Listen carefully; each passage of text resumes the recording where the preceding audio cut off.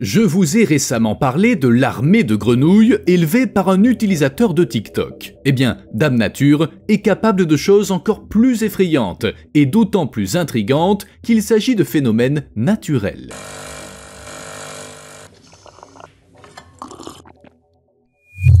Voici une méduse ordinaire de la famille des Ulmaridae. Et voici un rappel discret de liker la vidéo. Cette espèce discrète habite les eaux côtières des mers tempérées et tropicales. Mais vous ne trouvez pas que ça fait beaucoup de méduses rassemblées au même endroit? C'est pas un hasard. En fait, toutes ces méduses sont nées en même temps. Le moment était propice. Température et courant sous-marin adéquats et plancton en abondance, leur principale source de nourriture. À la fin de l'été, le plancton atteint sa concentration maximale et les méduses commencent alors à se rassembler. Elles sont si nombreuses qu'il est difficile de les compter, mais les estimations les plus prudentes parlent d'au moins 100 000 individus. Depuis quelques dizaines d'années, de tels rassemblements de méduses sont de plus en plus fréquents dans le monde entier. Parfois, ces groupes couvrent des centaines de kilomètres carrés d'océan. Mais en plus d'être une démonstration spectaculaire de la grandeur de la nature, de tels rassemblements ont de sérieuses conséquences. Tout d'abord, il s'agit d'un réel danger pour les touristes, surtout si ces méduses piquent fort. Le manque de touristes entraîne des pertes économiques. En outre, les méduses bouchent les filets et mangent les œufs et les larves de poissons, ce qui entraîne de surcroît des dommages environnementaux. En 2007,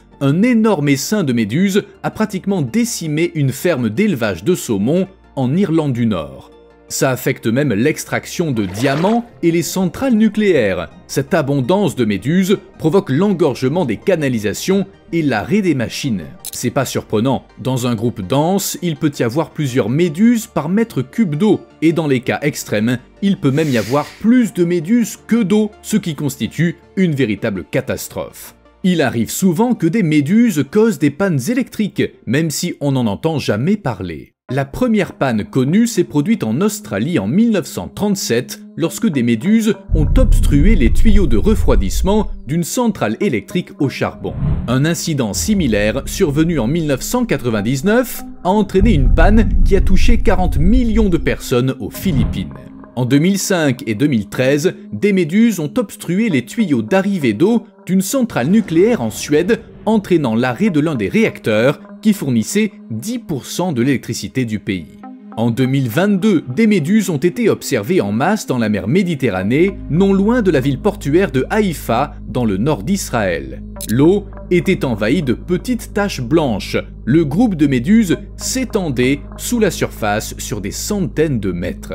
Vous imaginez combien il y en avait? Moi, j'en suis incapable. Les écologistes marins israéliens soulignent qu'une augmentation du nombre de méduses pourrait causer des ravages dans les écosystèmes marins et poser des risques pour les pêcheurs et les baigneurs obligés de rester hors de l'eau pour éviter les piqûres. Il y avait tellement de méduses qu'elles auraient pu, non pas couper l'électricité, mais pire encore, obstruer les usines de dessalement utilisées pour reconstituer les réserves d'eau du pays. Naturellement, avec cette menace à l'horizon, les gens ont commencé à se demander pourquoi il y avait brusquement autant de méduses. Et devinez qui en est responsable. De nombreuses activités humaines contribuent à la prolifération des méduses, comme le creusement du canal de Suez, la pollution de la mer, le changement climatique et la disparition des prédateurs qui limitent habituellement le nombre de méduses. Les pêcheurs japonais ont beaucoup de mal à lutter contre les méduses. Tout ce qu'ils veulent, c'est faire leur travail, attraper des poissons, mais à la place, ils remontent de pleins filets de méduses dont ils ne peuvent rien faire. En Alaska, les méduses sont nombreuses également, et là-bas aussi, la température et les courants jouent un rôle, mais il y a un autre facteur, le frais des saumons. À cette période, l'eau regorge d'œufs de saumon, c'est comme une soupe, et les méduses n'ont qu'à se servir, elles n'ont pas besoin de faire le moindre effort. À la fin des années 2000, les chercheurs craignaient que les méduses ne s'emparent des océans du monde entier et ne deviennent l'espèce dominante. Et comme notre impact sur la planète ne faiblit pas, cette invasion de gelée agressive n'est pas près de s'arrêter.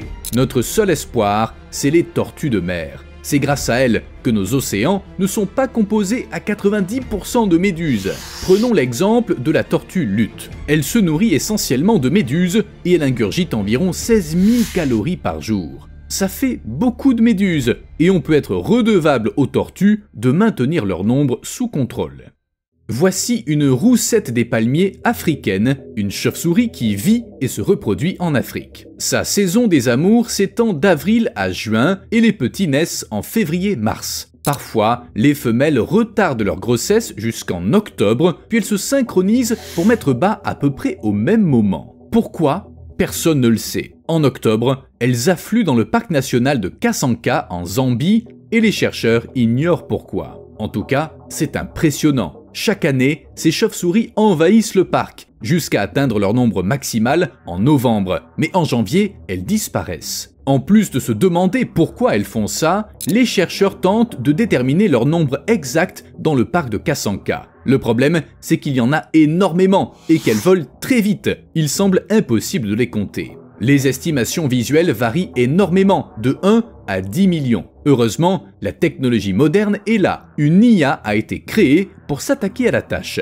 Une équipe de chercheurs et de gardes forestiers a installé un ensemble de caméras juste à temps pour filmer l'envol des chauves-souris. En 5 jours, ils ont enregistré 45 heures de film.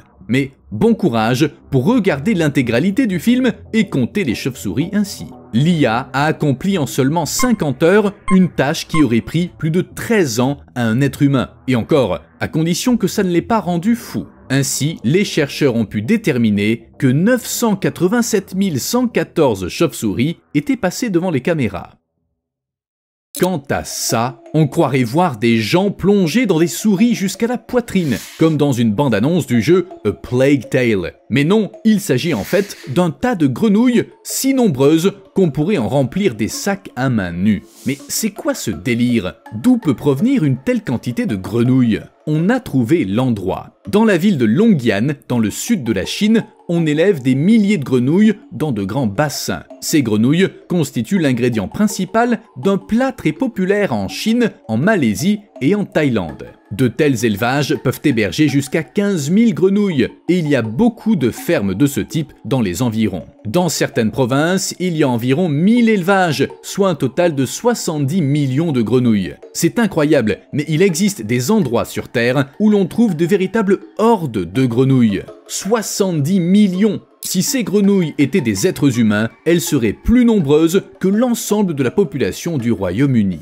Mais pourquoi autant de grenouilles? Laissez-moi vous expliquer. On trouve très peu d'infos sur Internet concernant les élevages de grenouilles de Chine, mais on peut prendre l'exemple des élevages américains, car là-bas aussi, c'est une véritable industrie. Dans ces fermes, on élève des grenouilles taureaux. Des grappes d'œufs flottent à la surface de l'eau, chacune recouvrant environ 0,4 m². En général, une femelle pond entre 10 000 et 25 000 œufs. 20 000 est un nombre courant. C'est énorme! Comme ces élevages contiennent la même quantité de mâles et de femelles, la reproduction n'est pas un problème et les élevages se retrouvent avec une quantité insensée d'œufs. Ils éclosent après 1 à 3 semaines en fonction de la température de l'eau et il faut 2 à 3 ans pour que les grenouilles atteignent la taille voulue. La scène apocalyptique de tout à l'heure correspond à l'étape où les grenouilles adultes sont préparées pour le transport et la vente.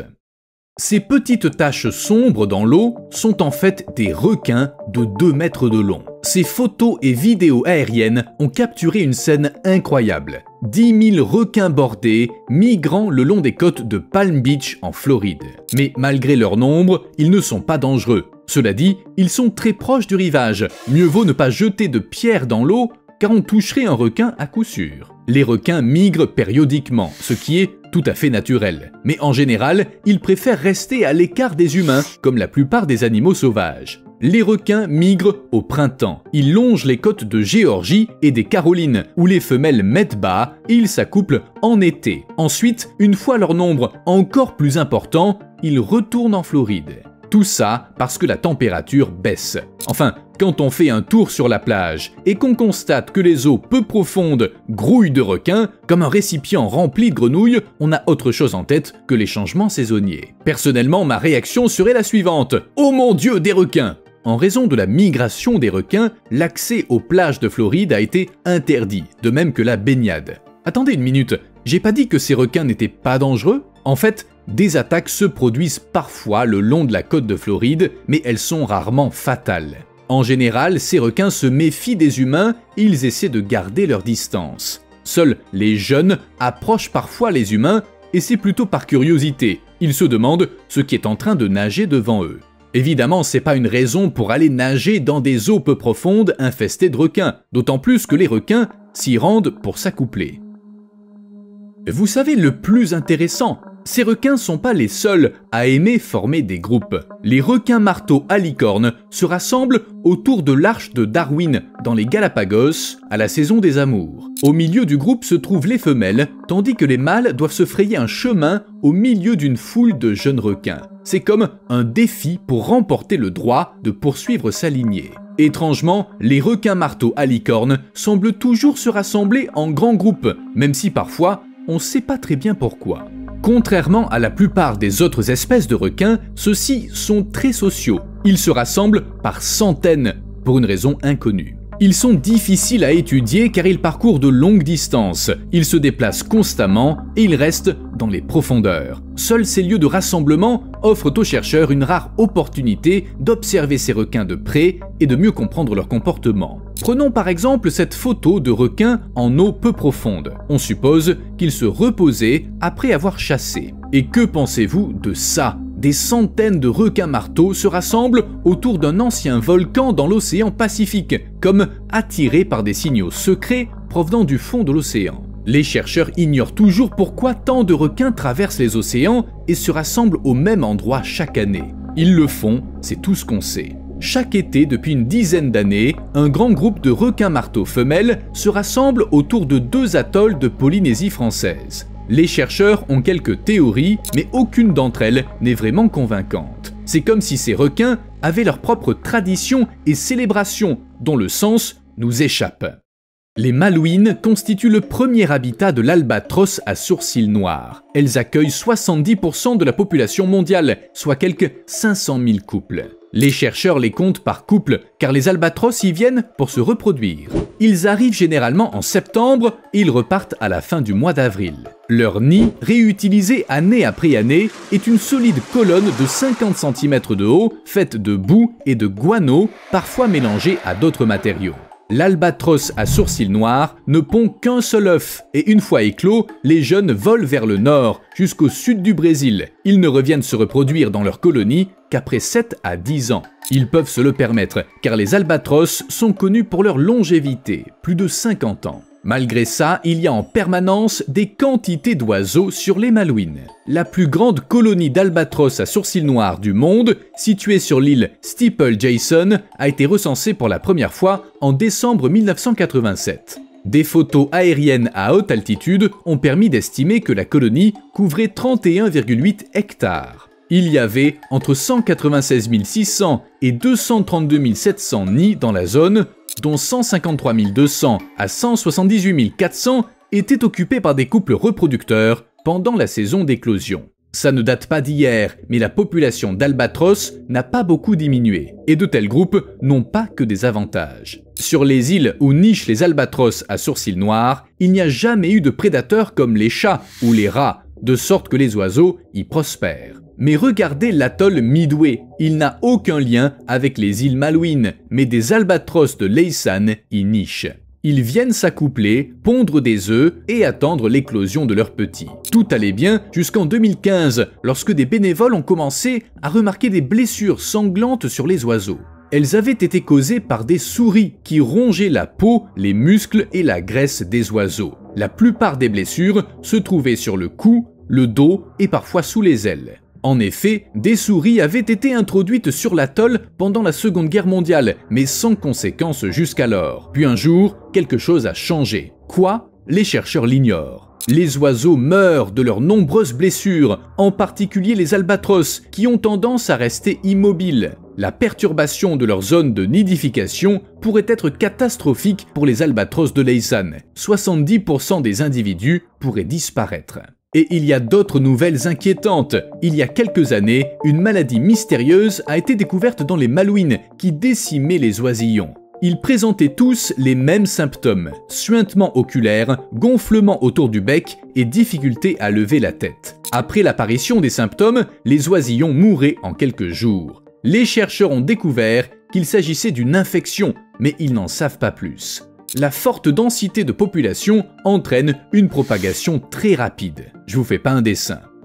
Mais parlons de quelque chose de positif. Le plus grand rassemblement de tortues vertes au monde, environ 64 000 individus, a été repéré au large de l'île de Rayne, dans le nord-est de l'Australie, en pleine migration. Parfois, jusqu'à 100 000 femelles sont attirées par le récif corallien où naissent 90% des tortues vertes de la région. C'est une excellente nouvelle, car les tortues vertes étaient autrefois menacées, mais les humains ont réussi à restaurer la population. Selon des données de janvier 2022, 640 000 tortues ont éclos sur le récif de l'île de Rayne. Bien sûr, toutes ne survivront pas, elles sont encore minuscules, mais c'est tout de même un grand pas en avant. Étrangement, on y est pour quelque chose. Autrefois, l'île était plus petite, et il y avait tellement de tortues qu'elles ne pouvaient pas toutes nicher. Il n'y avait tout simplement pas assez de place. Mais à la suite du déplacement de 40 000 mètres cubes de sable pour rehausser les plages, le nombre d'aires de nidification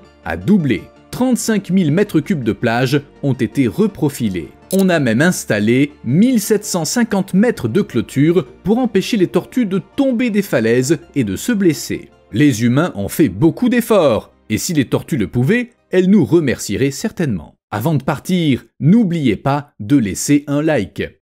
À plus.